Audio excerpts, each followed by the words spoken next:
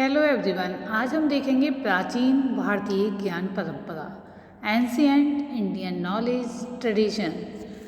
तो आइए इसी टॉपिक पर हम बात करते हैं। वैज्ञानिक विकास के चरम की वर्तमान स्थिति भौतिकता की पराकाष्ठा पर है। कहने का तात्पर्य ये है कि आज का युग जो है विज्ञान का युग है और विज्ञान के युग में आए दिन कितने आविष्कार हो रहे हैं। ऐसा होने से वैज्ञानिक आविष्कारों के फलस्वरूप मानव का जीवन भौतिक रूप से सरल, जैसे कि हम देखते हैं प्राचीन समय से अब तक, प्राचीन समय में आने जाने के लिए ज़्यादा साधन नहीं थे, तो व्यक्ति एक स्थान से दूसरे स्थान पर जाने के लिए बहुत समय लगाता था।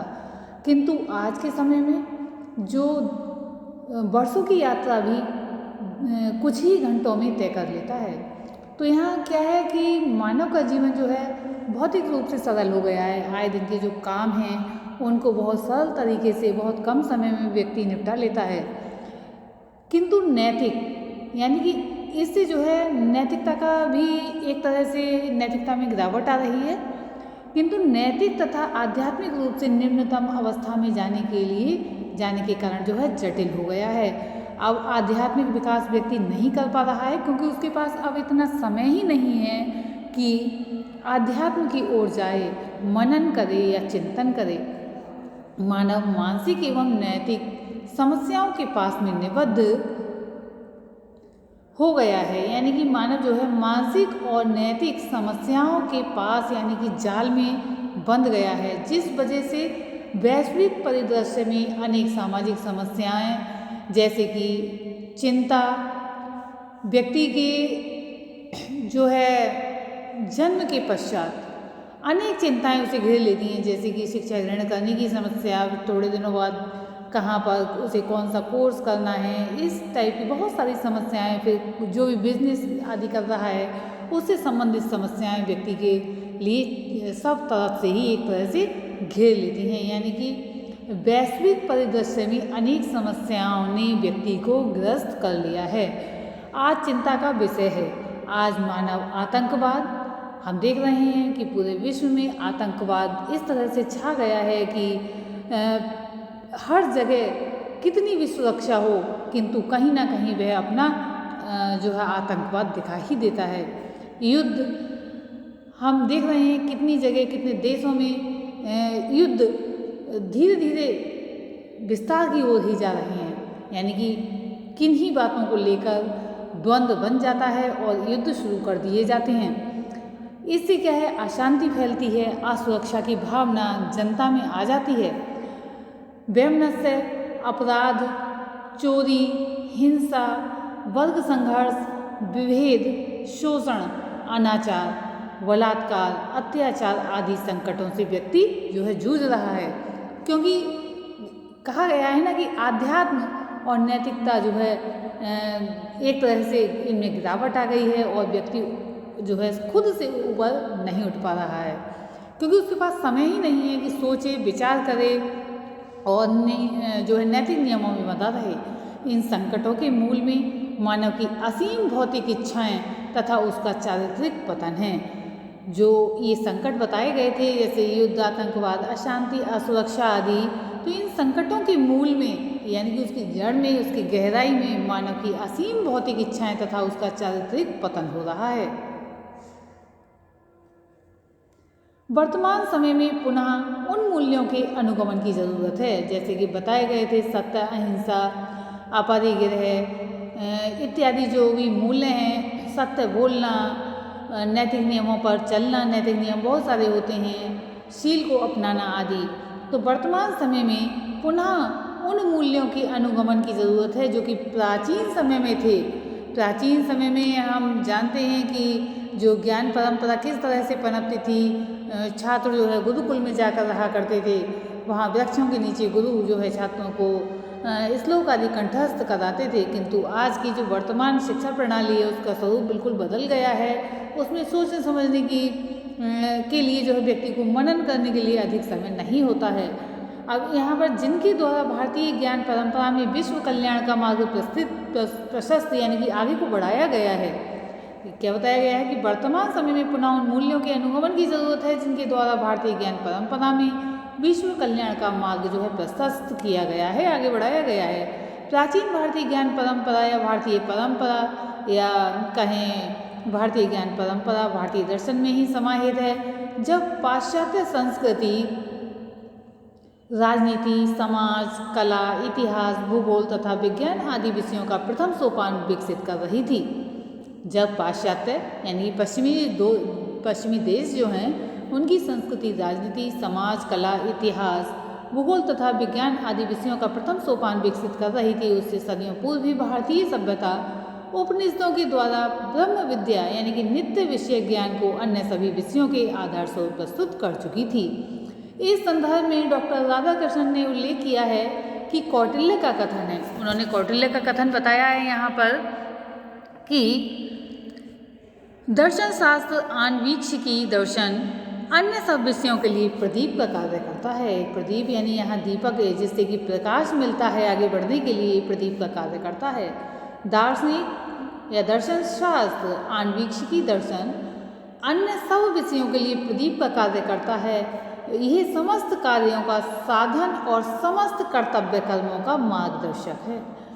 इसको 3 प्रकार से समझना आवश्यक है, जिसमें पहला है भारतीय ज्ञान परंपरा के आधारभूत तत्व और दूसरा है यहाँ पर भारतीय ज्ञान परंपरा की ज्ञान मीमांसा एवं नीति मीमांसा तथा तीसरा पॉइंट या बिंदु है इसमें यह तत्व है इसी आधार पर विश्व कल्याण हेतु नैतिक उन्नयन, यहाँ नैतिक उन्नयन बताया है, संबंधित सार्वभौम नियम एवं उनकी जो है वर्तमान प्रासंगिकता। तो यहाँ पर सबसे पहले हम देखेंगे जो पहला पॉइंट इसमें बताया गया है 3 प्रकार से समझना जो आवश्यक है, जिसमें पहला है भारतीय ज्ञान परंपरा के आधारभूत तत्व। तो यहाँ पर हम देख रहे हैं प्राचीन भारतीय ज्ञान परंपरा के आधारभूत तत्व, fundamental elements of ancient Indian knowledge tradition. तो यहाँ पर हम देख रहे हैं कि भारतीय ज्ञान परंपरा यहाँ के दर्शन में समाहित है, इसलिए पहले दर्शन संबंधी सामान्य तथ्यों को समझने का हम प्रयास करेंगे। दर्शन क्या है हमें ये भी समझ लेना चाहिए।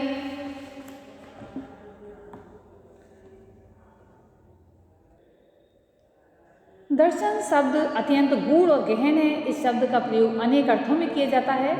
दर्शन के अर्थ को स्पष्ट करने के लिए इसके शाब्दिक अर्थ को जानना आवश्यक हो जाता है। तो यहाँ दर्शन शब्द जो है दृश धातु से बना है।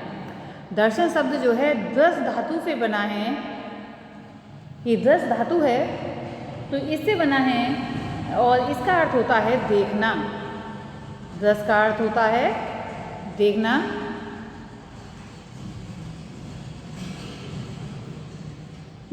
दृश्यते अनेन इति दर्शनम, दृश्यते अनेन इति दर्शनम अर्थात जिसके द्वारा देखा जाए अथवा जिसके द्वारा सत्य के दर्शन किए जाएं वह दर्शन है।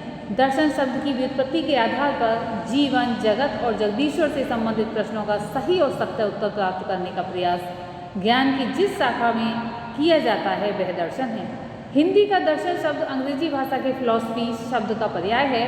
अंग्रेजी भाषा के फिलॉसफी शब्द की व्युत्पत्ति जो है ग्रीक भाषा के 2 शब्दों से हुई है, फिलॉस तथा सोफिया।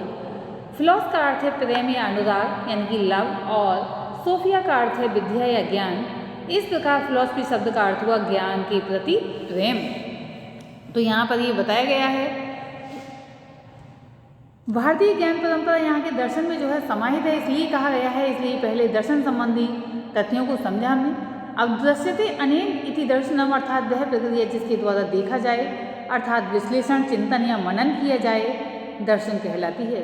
चिंतन की एक ज्ञान मीमांसा है। मीमांसा का अर्थ है गहन विचार, परीक्षण एवं अनुसंधान आदि।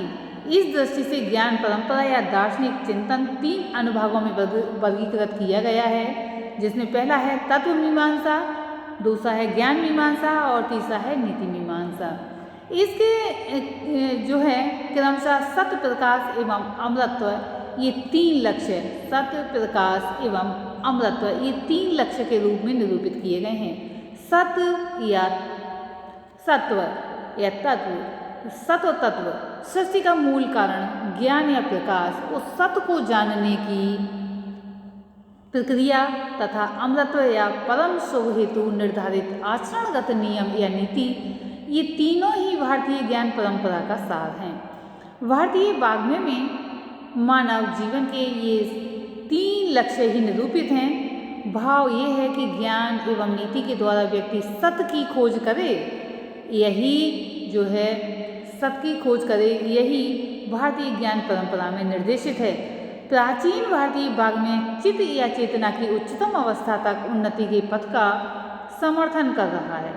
कहा भी गया है, सा विद्या या विमुक्त है, अर्थात जो मुक्ति का मार्ग प्रशस्त करे, मोक्ष का मार्ग प्रशस्त करे, वही विद्या या ज्ञान है। यानी कि जो मुक्ति का मार्ग प्रशस्त करे, आगे दिखाए। मुक्ति से तात्पर्य ये है कि ज्ञान मिल जाए, हम क्या सत्य है इसको जान लें, स्वयं को पहचान लें, स्वयं को जान लें। ज्ञान मात्र भौतिक जीवन की को जो है सुखी बनाने के लिए नहीं है, अभी तो वह है जो शरीर में निबद्ध चेतना को ब्रह्मांडीय चेतना के स्तर पर प्रतिस्थापित कर सके। भारतीय ज्ञान परंपरा के सार माने जाने वाले उपनिषदों में से एक मुंडक उपनिषद में ज्ञान का स्पष्ट एवं उत्कृष्ट वर्गीकरण किया गया है। यह वर्गीकरण इतना उच्च स्तरीय है कि संसार की किसी भी सभ्यता में ऐसा विवेचन प्राप्त नहीं होता है। इस उपनिषद में मनुष्य जीवन के समस्त ज्ञान को विद्या कहा गया है। इसे 2 वर्गों में या 2 भागों में विभाजित किया गया है, अपराविद्या एवं पराविद्या। मुंडक उपनिषद में एक प्रसंग है कि शौनक ऋषि के पूछने पर महर्षि अंगिरा बोले कि मनुष्य के लिए जानने योग्य 2 विद्याएं हैं, अपराविद्या एवं पराविद्या। इसके द्वारा इस्लोक तथा परलोक संबंधी भोगों की स्थिति, रचना तथा नाना विधि द्वारा उनकी प्राप्ति हेतु साधनों का ज्ञान प्राप्त किया जाए, वह सभी प्रकार का ज्ञान अपराविद्या में आता है। पराविद्या यानी कि ब्रह्म विद्या या आध्यात्म विद्या वह है जिसमें उपयुक्त सभी लौकिक ज्ञान के आधार पर ब्रह्म अर्थात जगत के मूल कारण का ज्ञान हो। वस्तुतः पराविद्या एवं अपराविद्या का वर्गीकरण आध्यात्मिक ज्ञान एवं व्यवहारिक ज्ञान के रूप में किया गया है। इसको हम नेक्स्ट वीडियो में डिटेल में समझाएंगे, अभी हम ये शॉर्ट में बता देते हैं। इसे इस प्रकार समझा जा सकता है कि गणित एवं तकनीकी के ज्ञान द्वारा व्यक्ति भौतिक सुख सुविधाओं के साधनों का आविष्कार तो कर सकता है, किंतु भौतिक सुख सुविधाओं द्वारा आत्मिक शांति प्राप्त नहीं होती है। आत्मिक शांति की प्राप्ति हेतु आवश्यक है व्यवहारिक जीवन को सुव्यवस्थित करते हुए आत्मज्ञान हेतु निरंतर प्रयास करना। हम देखते हैं कि एसी में रहने वाला व्यक्ति और जिसके सर्वेंट काम कर रहे हैं, गाड़ियों में घूमने वाला व्यक्ति, लेकिन उसे भी 24 घंटे में 1-2 घंटे की भी नींद मुश्किल से आ पाती है। यानी कि भौतिक सुख सुविधाएं तो जुटा लेता है, लेकिन आत्मिक शांति नहीं प्राप्त कर पाता है व्यक्ति जब तक आध्यात्मिक ज्ञान न हो। इस आवश्यकता का प्रतिपादन उपनिषद साहित्य में भी एक प्रार्थना के माध्यम से किया गया है, जिसमें कहा गया है कि हे परमात्मा, हमें असत्य से सत्य की ओर ले चलो, अंधकार से प्रकाश की ओर ले चलो, मृत्यु से अमृतत्व की ओर ले चलो। ज्ञान परंपरा जिसमें से सत्य तत्वमीमांसीय प्रत्यय है।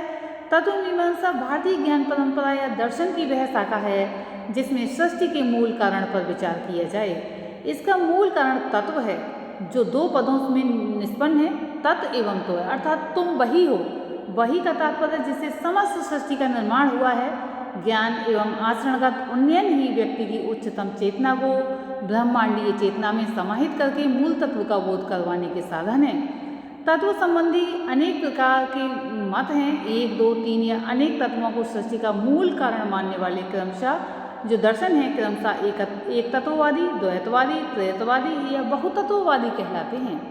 इस प्रकार कुछ दर्शन मात्र चेतन को, कुछ मात्र जड़ को, कुछ दोनों को तथा कुछ इनके अतिरिक्त अन्यों को भी मूल तत्व मानते हैं। भारतीय परंपरा में माना गया है कि तत्व ही सत्य है। इस सत्य को खोजना ही जीवन का उद्देश्य है। इस सत्य की खोज करने के द्वारा ही संभव है तथा इसके फलस्वरूप ही आनंद की प्राप्ति होती है।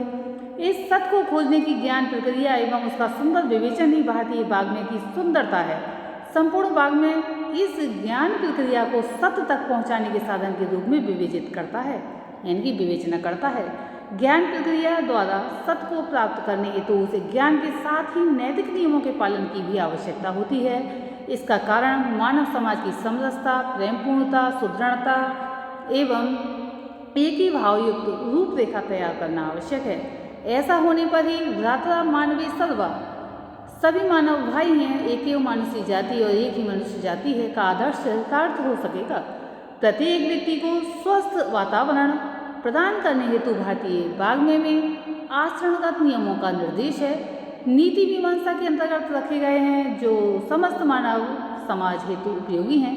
वस्तुतः भारतीय ज्ञान परंपरा का सार ज्ञान प्राप्ति तथा नीतिगत नियमों को जानकर उनका अनुपालन करते हुए सत्य या तत्वबोध तथा इनकी प्राप्ति ही है। आज की इस वीडियो में इतना ही। आगे नेक्स्ट वीडियो में इसके आगे का बताएंगे हम। धन्यवाद।